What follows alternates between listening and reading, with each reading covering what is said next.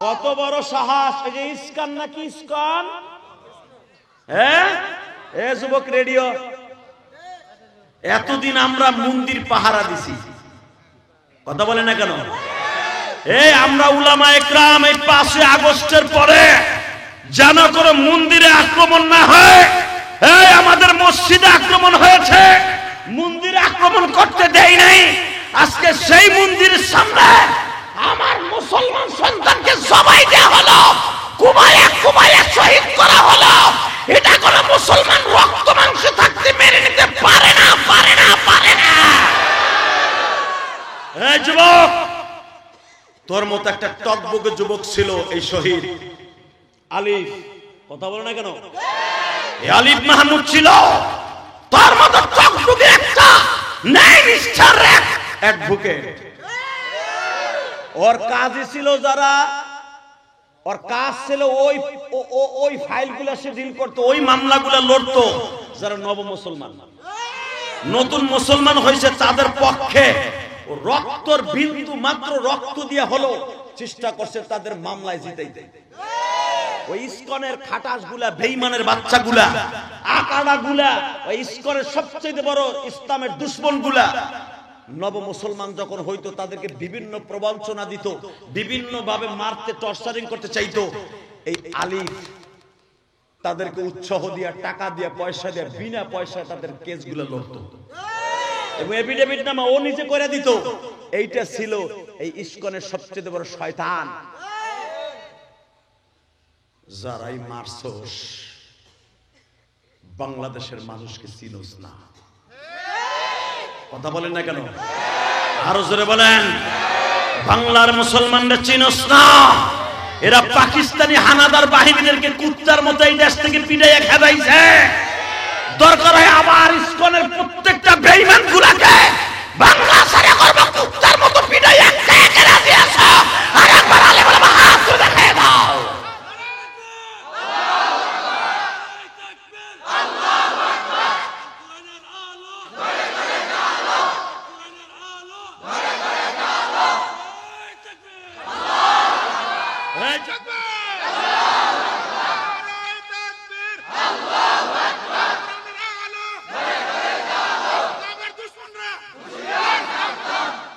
মারহাবা বলেন।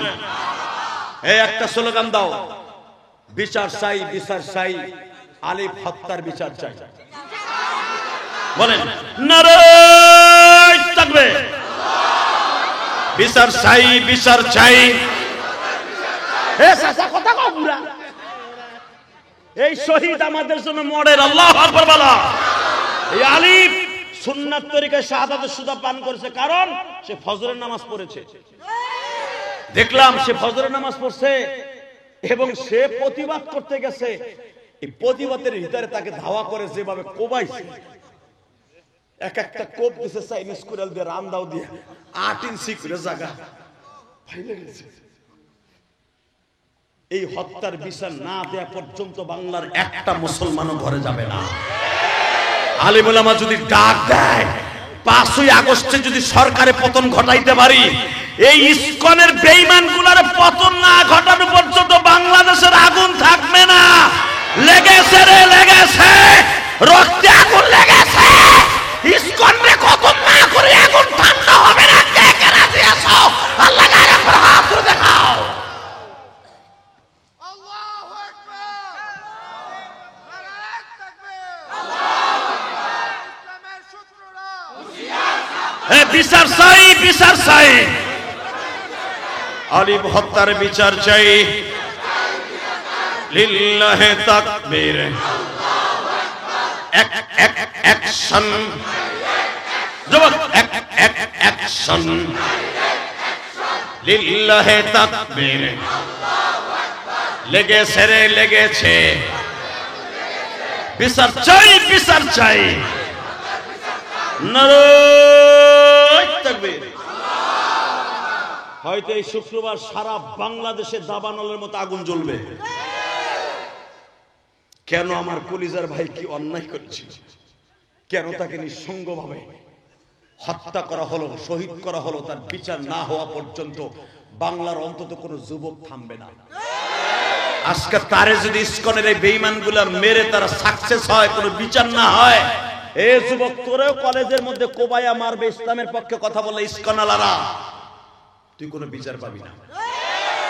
আমি সমস্ত ছাত্র সমাজকে বলবো, প্রধান উপদেষ্টাকে বলবো, সার্জিস্ট এবং আমাদের এখানে সমন্বয়ক, এই সরকারের মধ্যে কিছু যুবক আছে তারা ইসলামী মাইন্ডেড, তাদের কাছে উদাত্ত আহ্বান জানাবো এই মিডিয়ার দ্বারা অতি তাড়াতাড়ি আমরা কোনো দল মত নির্বিশেষে আপনারা সরকার কোন দলের চাট আমি না করে এই ইসকনের বেঈমান যারা তাকে মেরেছে অতি তাড়াতাড়ি সিসি ফুটেজ দেখে তাড়াতাড়ি ভিডিও ফুটেজ দেখে এদেরকে আওতায় এনে দিবালোকে বাইতুল মুকাররমের সামনে দাঁড় করাইয়া ফাঁসির মঞ্চে ঝুলাইয়া দেন।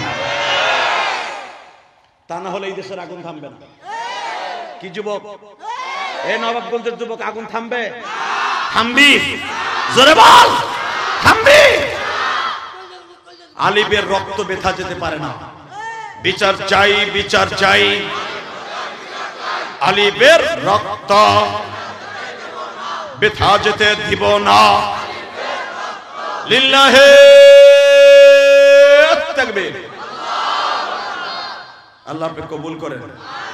জোরে কেন আমিন? আরো জোরে, আরো জোরে। কষ্ট হচ্ছে, আর মাত্র 5 মিনিট কথা বলবো। হ্যাঁ, কয়টা পর্যন্ত চলবে? সারা রাত? সারা রাত বয়ে থাকবেন? সত্য কথা কর, সারা রাত যাবেন না তো? যে যাবে ওর লুঙ্গি টেনে ধরবেন। এই ওয়াজ করছিলাম গাজীপুর, বুঝলেন? যে লুঙ্গি যে উঠবে ওর লুঙ্গি টেনে ধরবেন। এক চাচা 60 বছর বয়স, হে কয় বাবা সারা রাত করলো আমি আসি, এরকম আমার ওই চাচার মতো বহা। 2013 সালের ওয়াজ করতেছি গাজীপুরে। তো ঠিকই 10 মিনিট পরে এক যুবক উঠে হাঁটা দিছে, ওই মোটাটার মতো, মনে হয় ব্যান গুন চালায়। এই উঠে যখন হাঁটা দিছে ওর লুঙ্গি টেনে ধরছে। ইন্ডিয়ান পলিস্টার লুঙ্গি গেছে খুইলা, পাঞ্জাবি না থাকলে তো বর্ডার মর্ডার সবই গেছিল খুইলা। কি যে বিপদে পড়ে গেলাম রে বাপ। এই বুড়ায় টানে নিচের দিকে, যুবক টানে উপরের দিকে। এই বুড়ায় এমন টান তোকে বয়, ওই যাস তুই লুঙ্গি টাইনে বসাই হেলেছে। কিন্তু আল্লাহর কি কাম, আর এক চাচা আমার সামনে বসা, হ্যাঁ পোষা পাইছে আরো আধা ঘন্টা আগে। ওই চাচাই নেই যুবকের লুঙ্গি টান মান দেখে ও আর উঠতে সাহস পায় না। চাচার পোষাবেও কথা হলে না, ও খালি গুতাইতেছে, সাইরিয়া দে, সাইরিয়া দে, সাইরিয়া দে, সাইরিয়া দে, মা কাইন্দে বাসি, জমিন ভিজাই, সাইরিয়া দে, সাইরিয়া দে। এই চিন্তা ভাবনা করে চাচাই আর ওই লুঙ্গি টান খাওয়ার চিন্তা করে আর উঠে না। খালা চাচাই তো মুরায়, আমি তো বুঝি না চাচা মুরায় কি লিগে, তো মুরায় জোরায়, মুরায় জোরায়, ডরে আর উঠে না। ডাইনাস আমি বামে টাকা, আমি আর চাচার ধাই চুপ করে দিতে। হে তো আর দাপকে দিলে মনে হয় সাইরিয়া দিচ্ছে কি তাও সন্দেহ। তো চাচা এর চিন্তা ভাবনা করে আর চিন্তা করে, আমি যদি এই খেরের মধ্যে সারি, যদি আর একজনের পিছনে যায় তোর চার বানিয়ে এলে করতে গরম পানি আর এই চিন্তা ভাবনা করে চাচা এই মাটি খেরের নিচেও ছাড়ে না। এ তুই কই যাস গেল গাও, আমি আর ওয়াজি করব না। আল্লাহ কইছিলাম টাইম না ধরতে, দেখো সামনে বিদায় দৌড় দিছে না, বলে তো আলহামদুলিল্লাহ, বলেন আল্লাহু আকবার। আল্লাহ নবাবগঞ্জের যুবক গুলারে কবুল করো। তো চাচা চিন্তা করে উঠতে গেল টান খাবো আর পোষাবে কথা হলে না, দৌড়ো চায় না বুদ্ধি একটা বাইট করি। কি বুদ্ধি? ওই যে প্লাস্টিকের ঠোঙ্গা জুতা আছে না, ওইটারে লুঙ্গির মধ্যে নিছে। মাঘ মাসে শীত, চাচাই খুব আস্তে আস্তে ছাড়ছে, চাদর দিয়ে ঘেরাও দিয়ে আস্তে আস্তে ছাড়ছে। যতই আস্তে ছাড়ুক, আধা ঘন্টা আগের চাফা জিনিস না, ও তো চেরচারাই উঠছে। যখনই চেরচারাই উঠছে এমন এক ডিজিটাল কয় চাচা পানির আওয়াজ হয় করতে। কি কি করছো? হে মোতার আওয়াজ হয় করতে। চুপ কর, চুপ কর। যে দিন ডরে আমি মুতে দিছি, চুপ কর। ও কি আর চুপ থাকে? ডিজিটাল বলা ও লাভ দেখার আগে চাচা মুতে দিছে, চাচা মাইরা দিছে। খবরদার, ওঠা যাবে না ইনশাআল্লাহ। বলেন তো আল্লাহু আকবার জোরে বলা। যেই চাচা দুইজন ঘুমাস ছিল গেছে গা, আবার কাম দেন জোরে কেন আল্লাহু আকবার, আরো জোরে।